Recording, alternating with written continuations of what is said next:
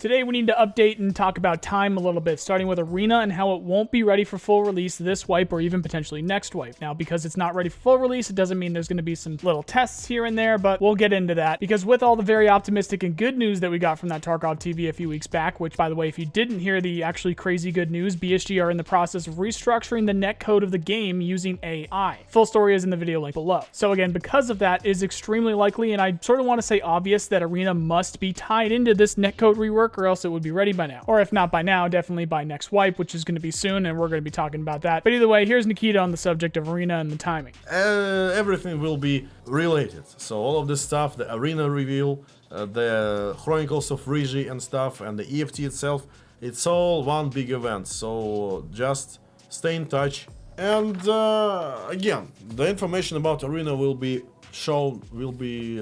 revealed partially within the next 6 or 8 months.